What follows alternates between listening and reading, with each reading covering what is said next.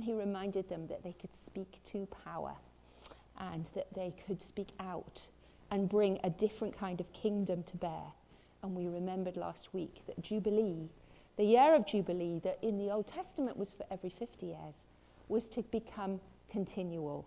And so this idea of people being released from debt, released from suffering, released from slavery, was to be a continual state of affairs. And we saw this as Jesus' manifesto, his political manifesto, was spoken about last week. Now, it could be possible for us to agree that these things are important, but for us to sidestep the challenge. It could be very easy for us to say, I really agree with everything, but I'm not actually going to be challenged. So how do we avoid that? How do we avoid getting all this information and sidestepping what it might mean for us? So maybe we should look at the gospel reading for today.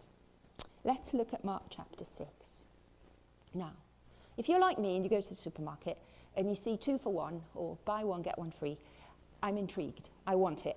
And I think we get a bargain today in our gospel reading. We get 2 stories, and it's good value to get 2 stories for the price of 1.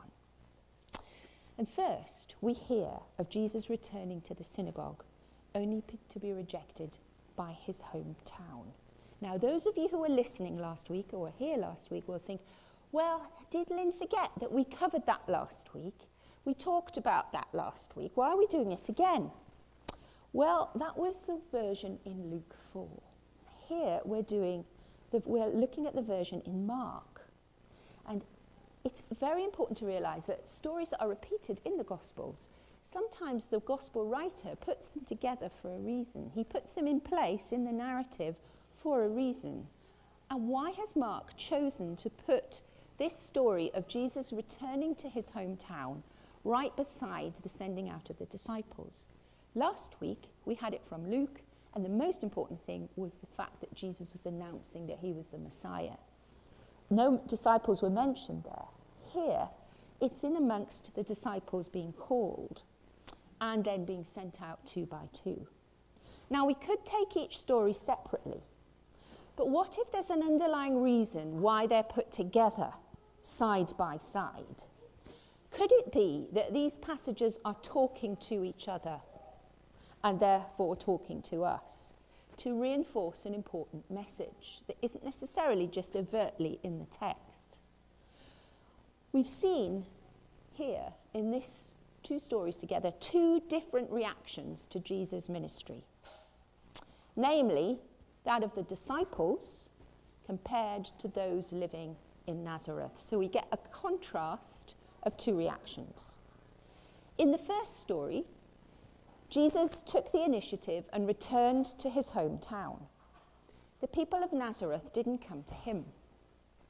And as he entered the synagogue, he knew where everybody would be sitting. He knew which seats people favoured. He knew that so-and-so would be sitting over there, and so here, and somebody over there, because he knew them all so well. And he probably had a seat that they all expected him to go to. So he knew where they would be. And those educated in biblical writings would be taking the lead. And Jesus, the carpenter's boy, known as Mary's son, why put that in? Because of his dubious origins. Mary's son, whisper, whisper. It would have created a stir as he got up to speak.